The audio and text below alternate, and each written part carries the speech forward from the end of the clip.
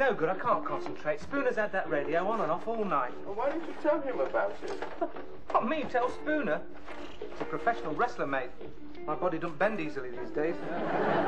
I'm sure it'd be reasonable. Well, I'm not. Ever since he's had his leg in plaster, it's been impossible. He blames the whole medical profession just because it itches. I don't think he'd be quite so angry if he'd have done it in the ring, but tripping over the cat, that's what really annoys him. Yeah. He blames Rigsby. He says that cat's Rigsby's evil spirit. He's going to wring its neck. He'll do it too, you know. Spooner was a Red Devil. Who are they? Airborne division during the war. Oh, the parachute boys. I don't think Spooner bothered with a parachute. He's as hard as nails. He's the one who used to lay across the barbed wire for everyone else to run over. He used to break doors down with his head. I'm not telling him to turn his radio down. Ah, come on, Vienna. Don't stand about on the stairs like that. We don't want another accident, do we? Who's the naughty boy? Mr. Rigsby, Oh. I really must complain about Mr. Spooner's radio. It was on all last night. Yes, I'll tell him about it, Miss Jones. Yes, it's his leg, you see, you can't scratch it. That's how Radio Luxembourg's going to help. I hardly closed my eyes last night. Never have known that, Miss Jones. You look morning fresh as usual. Well, I don't feel it. I feel shattered. I'm not surprised the stuff you get on the wireless these days. I mean, where have all the decent programmes gone to, eh? What happened to In Town Tonight? Sure, I don't know, Mr. Rigsby. That was before my time. And what about Uncle Mac, then? Good night, children, everyone. Still brings a lump to the throat, eh? Well, if you could have a word with Mr. Spooner. No sooner said than done, Miss Jones. Thank you. And if you find you can't sleep, you knock on my door, all right? I don't sleep much myself, not since Angio. I'll make a cup of tea, we can have a chat about the old days. Well, Mr. Rigsby, I don't think our old days are quite the same. In fact, I have very few old days. Go on, Vienna. Go on, off you go. Go on. I don't think Uncle Spooner wants to see you at the moment. I don't think he'd have your stripes out. Yes. What do you want? Oh, hello, Spooner. How you feeling? I'll give you 3 guesses, Rigby. Does it hurt? Hurt? Of course it hurts. What do you think it's doing? Throbbing like mad. All I can do is sit here staring at the goldfish. Oh, yeah. Funny pets, goldfish. They don't trip you up on the stairs, though, do they? Oh, well, never mind. Hey, that throbbing's a good sign, eh? Shows it's getting better. Eh? Back in the ring in no time, eh, Spooner? Do you want me to autograph it? Hey? Your leg. No, they do that in hospital. It provides a bit of amusement. You touch that leg, Rigsby, and I'll provide you with a bit of amusement. Well, I hope you're not bearing a grievance, Spooner. I mean, you can't blame me and you can't blame Vienna. It's not his fault you didn't see him. I can't put lights on him, can I? I know he feels sorry for you. He likes you, Spooner. That's why he rubbed against your legs. Oh, he rubbed against my legs, all right. And I brought him up to see you, and you know his fur gets up your nose. Anyway, as long as you don't bear him any ill will. Do you know what I'm going to do, Rigsby, when I get out of this plaster? No.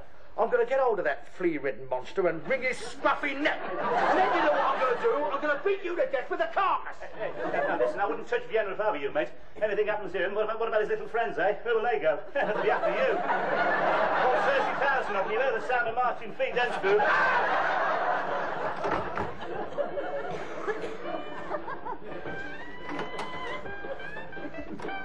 Hey, you.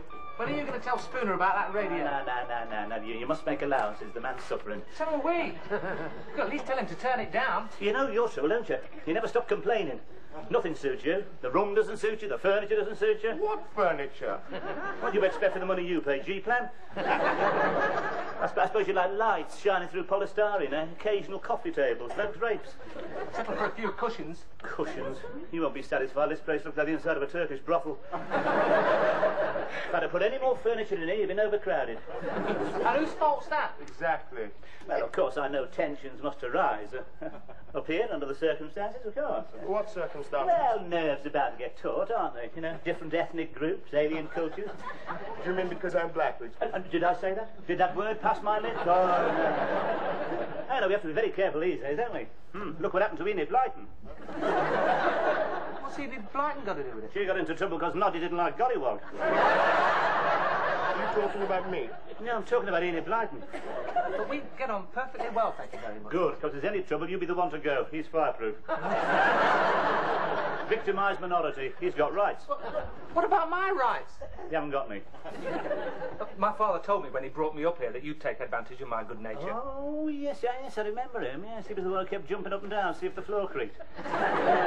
Ended up with his foot through the plaster. Yes, I remember him. He didn't like this place either, I suppose. He didn't say anything. I know the type. Hey, listen, you should have seen some of the billets I was in during the war, mate. Turn your stomach over. Look, he was in the war. Oh, yeah? What was he in? The Royal Air Force. Oh, blue cream boy. He's bald. Yeah, they would have showered that lot, fought the war in carpet slippers. But my father didn't. What did he think to the room, then? Thought it was high up. Oh, he would. That's typical. Typical of the RAF. None of them could stand heights. You couldn't get most of them up a ladder. How we ever won the war, I'll never know. Yeah, listen, we were on parade with them in Manchester. They were a spectacle. There was 500 of them. They didn't make a sound. They were like ghosts. Do you know what they were wearing? Hey? Rubber boots. The Women's Land Army could march better than them, and they were pushing wheelbarrows. Surely the RAF was supposed to fly, not march, Rigsby. Oh, you mean those mysterious objects standing at the end of the runway, held together with canvas and string? No. They never went near them. They went everywhere by luxury coach. What about 1940? Why? What happened? What happened? The Battle of Britain, mate. You must have heard about that even in your remote outpost. They must have beat that out on the drums. Huh? Battle of the Great Iron Birds. First of the few, mate. Churchill said, never was so much given by so many to so few. Never in the field of human conflict was so much given by owed by so many to so few. Anyway, what do we owe your father? Huh? What do you mean? Where was he when this glorious page of history was being written? But he wasn't doing victory roads over Biggin Hill. He's in the stores. I thought so. Never saw an angry man. Yes, well, of course, he's not the type. Most of them were public school lads, you know, born leaders. Oh, you mean just because my father didn't talk with a plum in his mouth? No. They were born to it, you know. He'd know what I mean. All that rugby and flicking each other with reptiles. They're daft. Hey, don't let that foppish manner fool you, mate. Underneath he had nerves of steel, those lads. You know, they did climb into the Spitfires with teddy bears under their arms.